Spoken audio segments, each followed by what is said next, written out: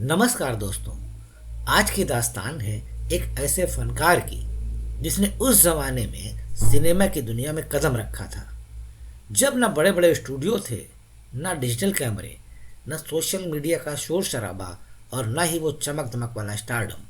लेकिन कुछ लोग होते हैं जो वक्त के साथ नहीं चलते बल्कि खुद वक्त का हिस्सा बन जाते हैं। यह कहानी है भारतीय फिल्मी दुनिया के एक अजीम नाम की। दोस्तों, आज हम बात कर रहे हैं गुजरे जमाने के दिग्गज अभिनेता पी जयराज की।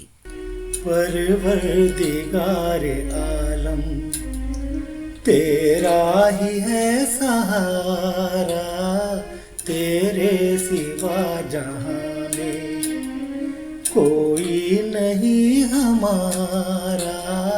परवरदिगार आलम।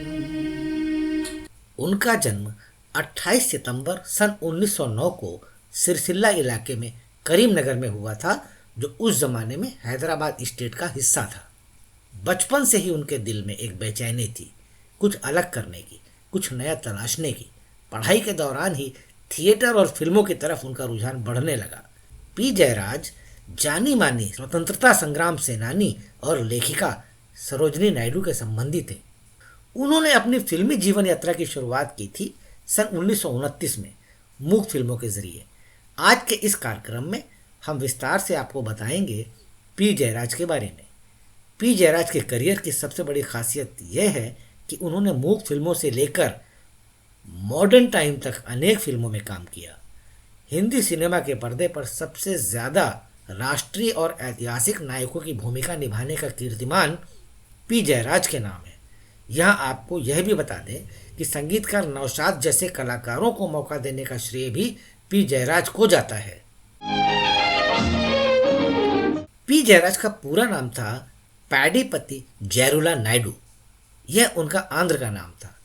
हैदराबाद में पले बढ़े, इसलिए उर्दू और दक्कनी पर उनकी अच्छी पकड़ थी। यहाँ आपको यह बता दें कि हैदराबाद की भाषा उर्दू और दक्कनी का मतलब है हैदराबाद और दक्कन के इलाकों में बोले जाने वाली उर्दू की एक ख़ास बोलचाल की शैली, जिसमें उर्दू के साथ तेलुगु, मराठी, कन्नड़ और स्थानीय बोलियों के शब्दों का भी प्रभाव मिलता है। उदाहरण के लिए हैदराबादी अंदाज, किधर को जा रही है, क्या कर रही है, मेरे को नहीं मालूम, काईकू, क्यों। यानी दक्कनी कोई अलग लिपि वाली भाषा नहीं है, बल्कि दक्कन में विकसित उर्दू की एक क्षेत्रीय बोली जाने वाली शैली है। और यह भाषा आगे चलकर उनके करियर में बहुत ज़्यादा काम आई। आपको बता दें कि उनके पिता एक सरकारी दफ्तर में अकाउंट्स देखा करते थे। पी जयराज की शुरुआती तालीम हैदराबाद के रोमन कैथोलिक स्कूल में हुई और उसके बाद 3 साल के लिए उन्हें एक बोर्डिंग हाउस में पढ़ाया गया, वुड नेशनल कॉलेज के बोर्डिंग हाउस में, जहां उन्होंने संस्कृत की शिक्षा ली। इसके बाद पी जयराज पढ़े हैदराबाद के निज़ाम हाई स्कूल में। बीएससी करने के बाद उनकी तमन्ना थी कि वो नेवी में जाएं, लेकिन उनके बड़े भाई सुंदर राज इंजीनियरिंग की पढ़ाई के लिए उन्हें लंदन भेजना चाहते थे। पी जयराज की खुद की भी यही इच्छा थी कि वो इंग्लैंड जाकर आगे पढ़ाई करें, पर परिवार वालों ने उन्हें इस बात की इजाज़त नहीं दी। अब हुआ ये, सन 1929 में पी जयराज अपने घर से विद्रोह करके मुंबई आ गए। उस वक्त उनकी उम्र सिर्फ 19 साल की थी। दरअसल मुंबई में उनके हैदराबाद का एक दोस्त जे हॉस्टल में रहकर डॉक्टरी पढ़ रहा था। वो उसके पास आकर रुक गए। बड़ी मुश्किल से हॉस्टल में 1 महीने रुकने की व्यवस्था हुई। पी जयराज को समुंदर से बेइंतहा प्यार था, बस इसीलिए उन्होंने डॉकयार्ड यानी बंदरगाह में नौकरी कर ली। उनके दोस्त बने रंगिया के सहयोग से उन्होंने पोस्टर रंगने का काम भी किया। उन्हीं पोस्टरों की बदौलत पी जयराज पहुंच गए फिल्में बनाने के स्टूडियो तक, क्योंकि उनकी बहुत ही मजबूत कदकाठी थी, बहुत ही नफासत से भरी भाषा, बहुत गजब का फिजिक, संवाद अदायगी में बड़ी कुशलता, तेलुगु थिएटर में काम करने का अनुभव और इसके अलावा सबसे बड़ी बात ये कि तलवार चलाने की कला तक उन्हें आती थी। जाहिर है कि फिल्मी स्टूडियो में पहुंचते ही फिल्म बनाने वाले निर्माताओं को लगा कि ये लड़का तो बहुत काम का है।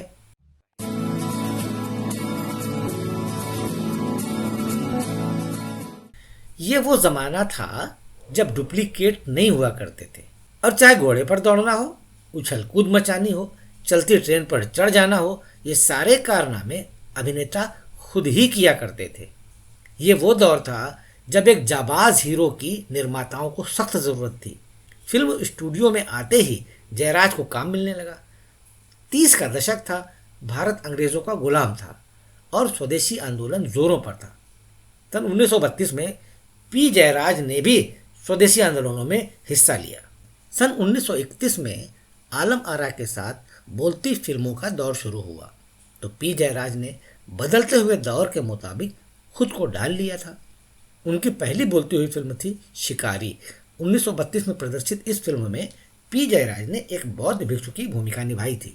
1931 के बाद आवाज़ वाली फिल्में आईं तो कई कलाकार पीछे रह गए, लेकिन जयराज ने खुद को बदला, नए दौर को अपनाया।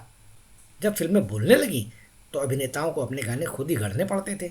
पी जयराज को इस दौर में गाना भी सीखना पड़ा था। फिल्म हमजोली में पी जयराज और मल्लिकाए तरन्नुम नूरजहां की जोड़ी नजर आई थी।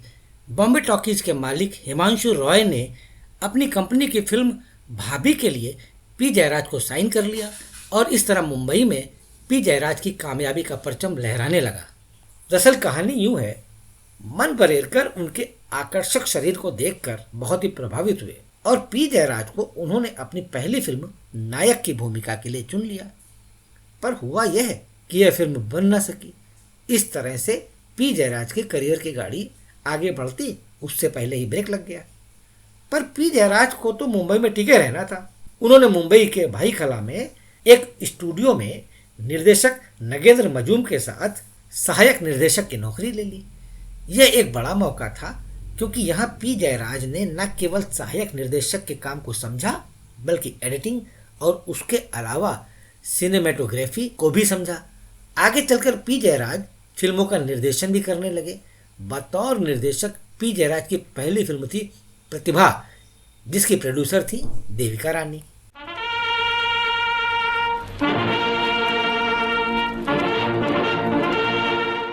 कहानी आगे बढ़ाते हैं। अभिनेता के रूप में मजूमदार ने पी जयराज को अपनी फिल्म जगमगाती जवानी में अवसर दिया, जिसके नायक माधव काले थे।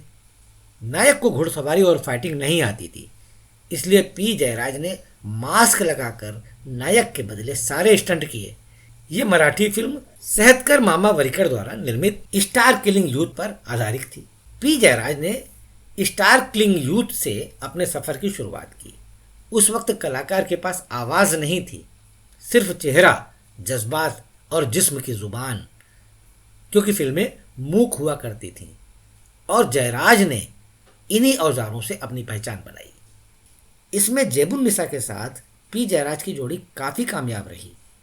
यंग इंडिया पिक्चर्स ने पी जयराज को 35 रुपये महीने की तनख्वाह, खाना और 4 लोगों के साथ गिरगांव में रहने की सुविधा देते हुए नौकरी पर रख लिया। आगे चलकर पी जयराज को भारत और जर्मनी के संयुक्त रूप के सहयोग से बन रही फिल्म शिकारी में एक्टिंग करने का मौका मिला। इसकी शूटिंग हैदराबाद में हुई। शिकारी जैसी फिल्मों से उन्होंने साबित किया कि असली फनकार वही है जो बदलते वक्त के साथ खुद को फिर से गढ़ सके। इसके बाद उन्होंने पतित पावन फिल्मों में काम किया और यहाँ से पी जयराज का करियर तेजी से आगे बढ़ा। सुरैया के साथ उन्होंने 7 फिल्में की, हमारी बात, सिंगार, अमर कहानी, राजपूत वगैरह वगैरह। ललिता पवार, शकीला, देविका रानी, नूरजहां और सितारा देवी जैसी अभिनेत्रियों के साथ पी जयराज ने काम किया। डायलॉग, आइए सुनते हैं फिल्म सिंगार का ये गाना। वो दिल किधर गए जहां, वो दिल किधर गए।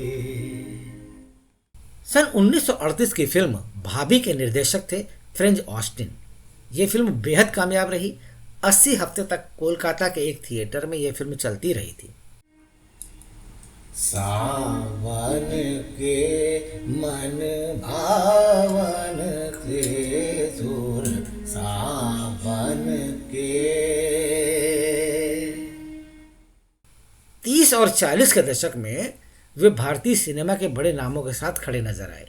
वी शांताराम, अशोक कुमार, पृथ्वीराज कपूर और जयराज भी उसी कतार में शामिल हो गए।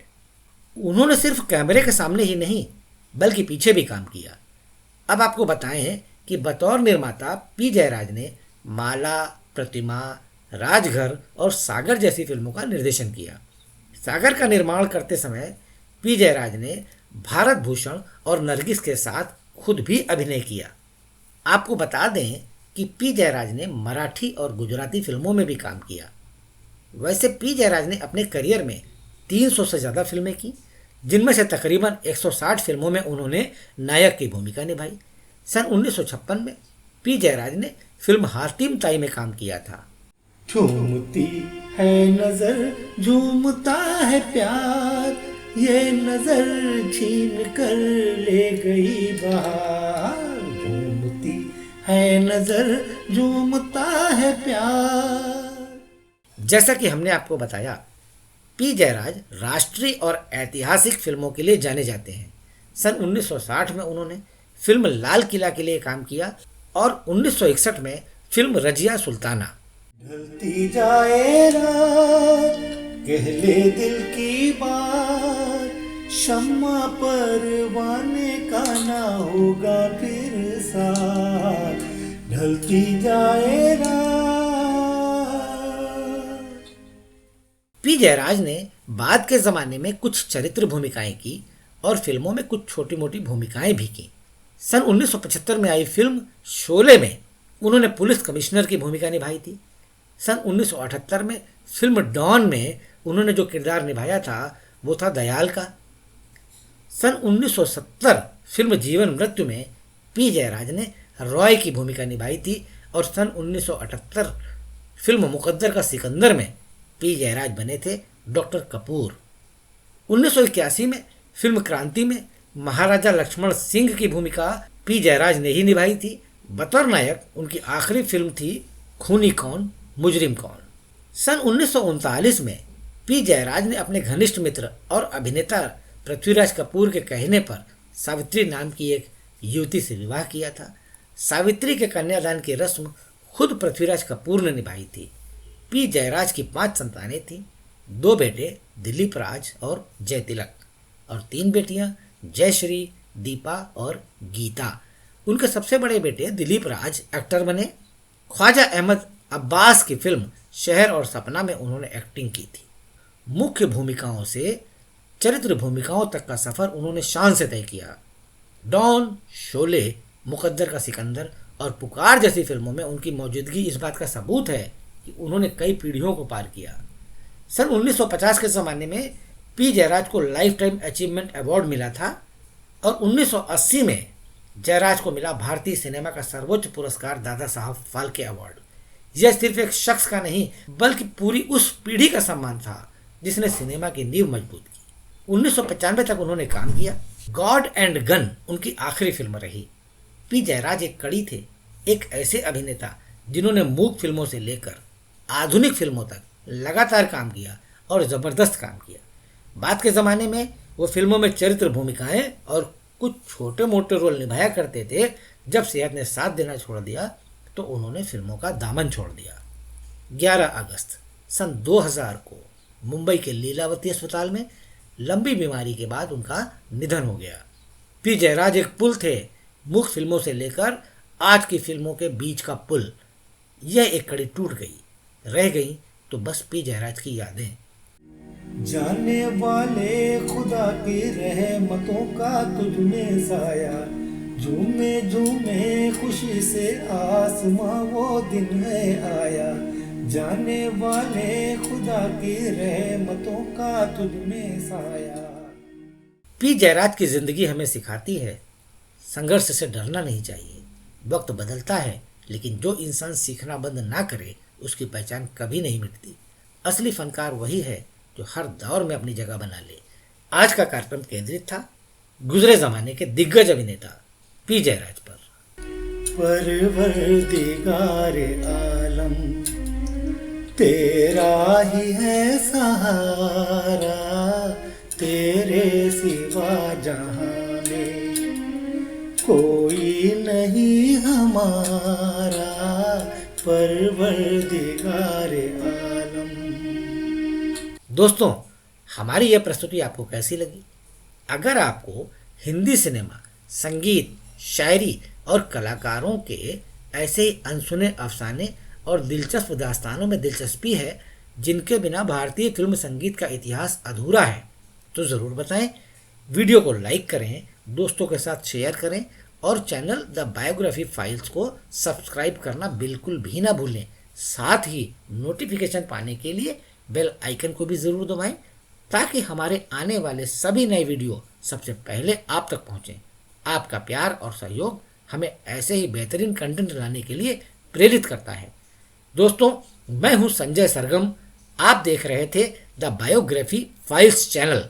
फिर मिलेंगे एक और अजीम फनकार, महान शख्सियत की अनकही और अनसुनी दास्तान के साथ, जहां हम किसी मशहूर नाम के पीछे छिपे उस इंसान को तलाशेंगे जिसकी कहानी शायद आपने कभी ना सुनी हो। धन्यवाद।